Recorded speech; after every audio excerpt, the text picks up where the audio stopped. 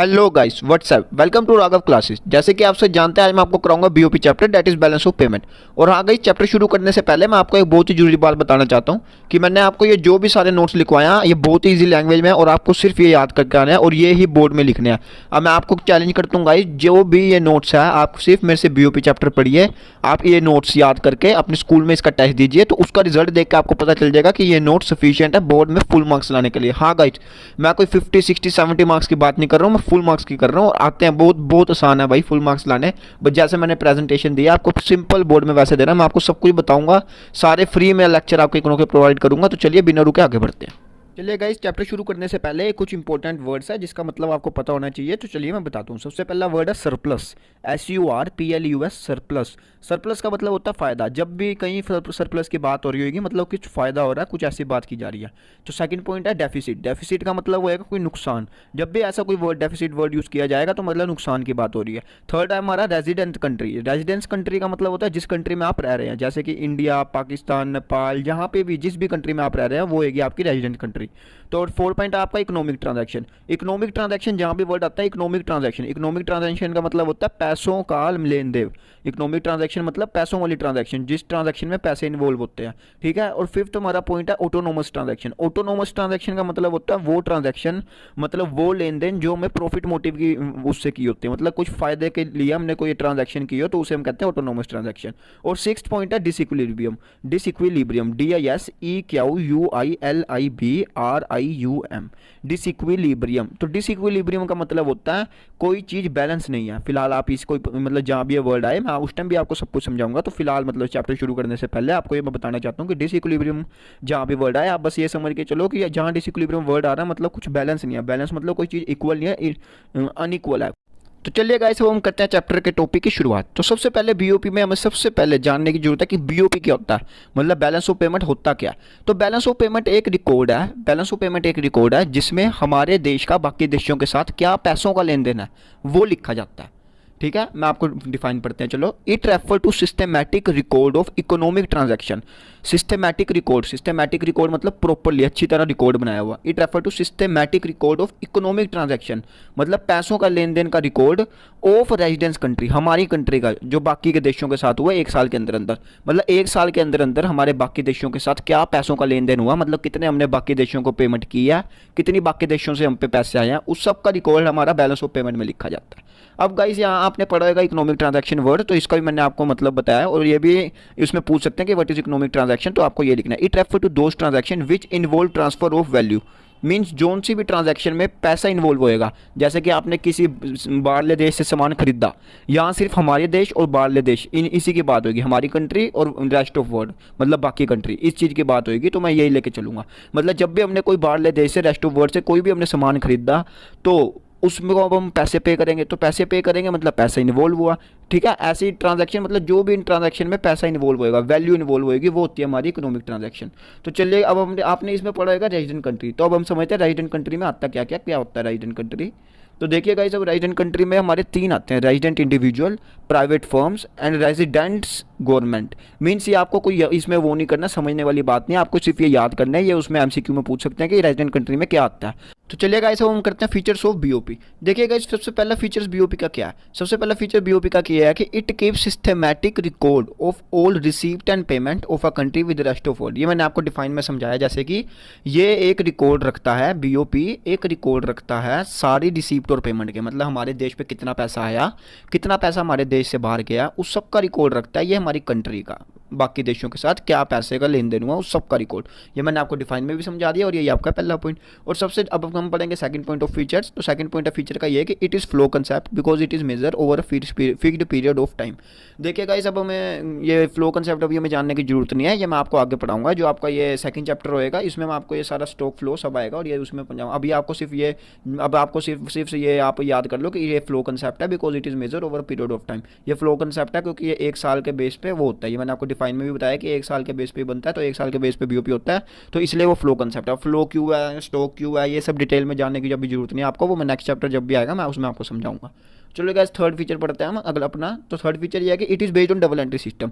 देखिए गाइस अब जहाँ भी रिकॉर्ड की बात आती है, जब भी पैसों का रिकॉर्ड होता है तो वो डेबिट या क्रेडिट में ही होता है। अब जहाँ डेबिट और क्रेडिट की बात आएगी, अकाउंट की बात आएगी, तो वो डबल एंट्री सिस्टम तो होएगा ही होएगा। बस यही हमारा थर्ड पॉइंट है। अब फोर्थ हमारा फीचर है बीओपी का कि ऑल, ये इसी से रिलेटेड है, all transaction which cause inflow of foreign exchange. मतलब जितनी भी ट्रांजैक्शन हम करेंगे, चाहे हम कोई सामान मंगाए, चाहे बेचे, चाहे कुछ भी हम बाहरले देश के साथ हमारा देश करे, अगर उससे हमें पैसे इनफ्लो हो रहे हैं, इनफ्लो फॉरेन एक्सचेंज मतलब अगर उससे हमें पैसे आ रहे हैं, हमारे देश में पैसे आ रहे हैं, तो उसे हम लिखेंगे क्रेडिट साइड में और पॉजिटिव आइटम में। ये आपको कोई वो जर्नल एंट्री नहीं बनानी है, ये सिर्फ आपको जानने के लिए है, आपको ये याद करना। पर हाँ, वो पेपर में पूछ सकते हैं कि अगर हमारे पे पैसा आया, इनफ्लो हुआ किसी भी ट्रांजैक्शन से, कोई भी ट्रांजैक्शन दे देंगे, उससे अगर पैसा इनफ्लो हुआ तो वो किस साइड आएगा, तो हमें याद रखना है कि वो क्रेडिट साइड आएगा एज पॉजिटिव आइटम। और ये आपने अकाउंट्स में भी पढ़ा कि जब भी हमें इनकम होती है, पैसा आता है, तो वो क्रेडिट साइड ही लिखते हैं। बस एक नवी वर्ड जुड़ गया, पॉजिटिव आइटम। तो देखिएगा इस फिफ्थ फीचर बिल्कुल ही फोर्थ से उल्टा है। All transaction which cause outflow of exchange, ये फॉरन मैंने काटा हुआ, फॉरन नहीं लिखना। All transaction which cause outflow of exchange मतलब जितने भी हमने ट्रांजैक्शन की, चाहे खरीदा कोई सामान बाहरले देश से, चाहे कोई हमने बाहर बेचा, कितने हमारे देश की ट्रांजैक्शन होती है बाहरले देश से, या आप भी जानते हैं, हम भी जानते हैं, सब जानते हैं।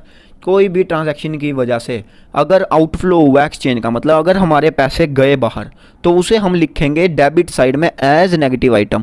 अब आपको पता कोई भी एक्सपेंस होता है, ये आपने अकाउंट में भी पढ़ा है, इसे भी याद करने के लिए आपको बता रहा हूँ कि कोई भी एक्सपेंस होता है वो डेबिट साइड ही आता है ना, तो इसमें भी वही है। बस भाई ये नवा वर्ड जुड़ गया, नेगेटिव आइटम। मैं आपको अकाउंट से रिलेट कर रहा हूँ, पर आप ये ना समझ जाना कि ये सब अकाउंट ही है, इसमें एंट्री बनानी पड़ेगी, इसमें कोई आपको एंट्री नहीं बनानी, इसमें बस यही है, ये आपको सिर्फ याद करना है एज अ थ्योरी। और कोई आपको वो नहीं पूछेंगे, बस जब फीचर पूछेंगे ये सारा आपको याद करना, और यही नोट से याद करके जाना। साइज मैंने आपको पहले भी ये कह रखा है।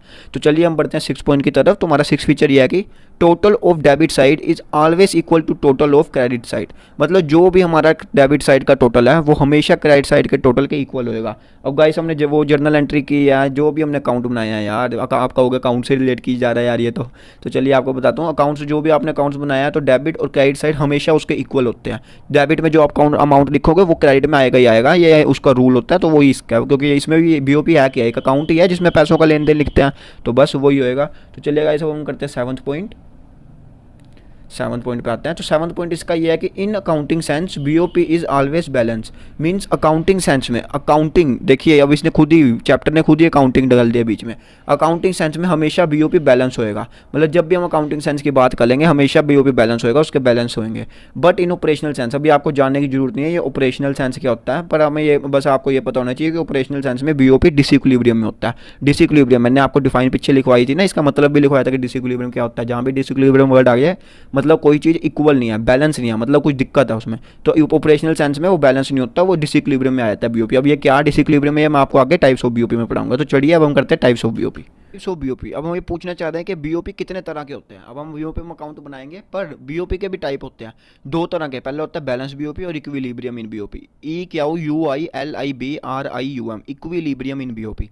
मतलब चाहे बैलेंस बीओपी कह लो या चाहे इक्विलिब्रियम बीओपी कह लो, एक ही बात है। और अगला टाइप है इसका डिसइक्विलिब्रियम इन बीओपी। मैंने आपको कहा था ना अभी पीछे फीचर्स में ये वर्ड आया था, मैंने आपको कहा था कि आगे बताऊंगा, तो इसमें बताऊंगा डिसइक्विलिब्रियम होता क्या। तो चलिए सबसे पहले हम पढ़ते हैं बैलेंस बीओपी। तो बैलेंस बीओपी की ये डिफाइन है, it is a situation when autonomous ये वर्ड आपको मैंने लिखवाया था ना, मतलब वो जो ट्रांजैक्शन जो हमने प्रॉफिट मोटिव से की होती है।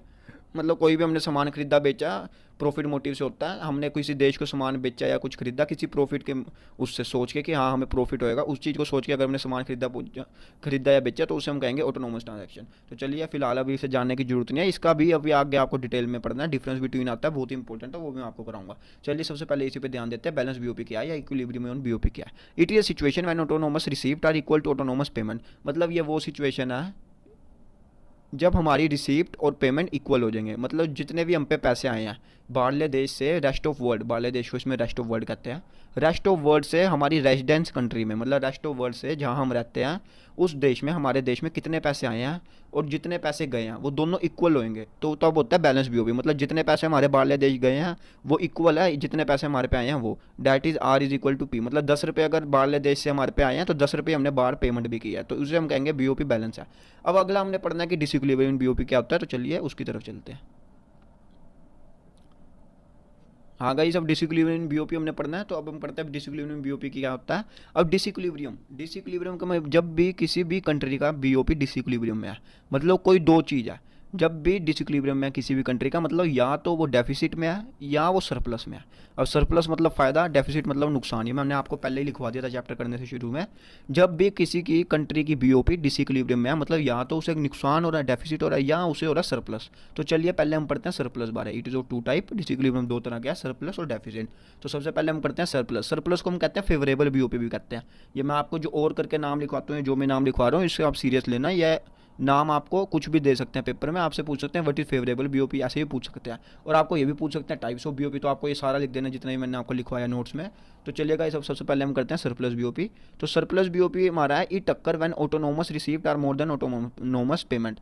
मतलब सरप्लस फ़ायदा, हमें फ़ायदा कब होएगा, हमारे देश बाकी इसमें बातें हो रही है कि हमारे देश की बाकी देशों के साथ क्या पैसों का लेन देन है, उसको हमने रिकॉर्ड करना है। तो अब इसमें फ़ायदा और नुकसान क्या होएगा, फ़ायदा तो तभी होएगा जब हमारे देश में बाहरले देश से पैसा ज़्यादा आएगा और जाएगा कम, बस वही सरप्लस है। ये टक्कर व्हेन ऑटोनोमस रिसीप्ट, मतलब ये तब होता है हमारा बीओपी सरप्लस में, तब होता है जब हमारी रिसीप्ट मतलब जब बाहरले देश से जो हमें पैसा आया वो ज़्यादा है ऑटोनोमस पेमेंट से। जितने भी हमने प्रॉफिट मोटिव की वजह से हमें रिसीव्ड हुई है बाहरले देश से, वो ज़्यादा है पेमेंट से। मतलब जो भी बाहरले देश से हमें पैसा आया वो ज़्यादा आया पेमेंट के मुकाबले। तो बस तब वो हम कह देंगे बीओपी डिसइक्विलिब्रियम में और सरप्लस में है। और सेकंड पार्ट है डिसइक्विलिब्रियम का डेफिसिट। तो गाइस अब बीओपी डेफिसिट में कब होता है, अब ये जान लेते हैं कि बीओपी डेफिसिट मतलब होता है नुकसान। अब देश हमारा नुकसान कब होएगा, देश में हमारा नुकसान तभी होएगा जब हमारी पेमेंट ज़्यादा होगी बाहरले देश और हमारे पे पैसे कम आएंगे, तभी हम नुकसान में रहेंगे ना। आपका कोई भी देश है, इंडिया, पाकिस्तान, नेपाल, चाइना, कोई भी आपका देश है, आप कब नुकसान में तभी होगा ना जब आपका पैसा बाहर जाएगा ज़्यादा और आएगा कम। बस तो वही डेफिसिट है कि आपके देश में पैसा बाहरले देश से आया कम और आपने बाहरले देश ज़्यादा भेज दिया पैसा, मतलब पेमेंट उनको ज़्यादा की और रिसीप्ट आपको कम हुई। तो बस यही इसी का आपने उल्टा लिख देना, मैंने डिफाइन लिखी नहीं, ऐसे टाइम खराब होगा हमारा। बस ये लिख देना नीचे, मैं बताया था, ई टक्कर व्हेन ऑटोनोमस रिसीप्ट आर, मोर की जगह बस लेस लिख देना, बाकी सेम नीचे चेप देना सारा। ठीक है, इसका मतलब है कि रिसीप्ट हमारी कम होएगी और पेमेंट हमारी ज़्यादा हो जाएगी, तो हम हो जाएंगे डेफिसिट में। तो चलिए गाइस आज के लिए इतने। अगर वीडियो पसंद आई हो तो वीडियो को लाइक करना है, चैनल को सब्सक्राइब करना ना भूलना है। सब्सक्राइब करने के बाद जो बेल आइकन है उसे जरूर प्रेस करना, उससे आपको मेरी नोटिफिकेशन पहुंचती रहेंगी। तो चलिए बाकी मिलते हैं हम कल नेक्स्ट वीडियो में। Thank you.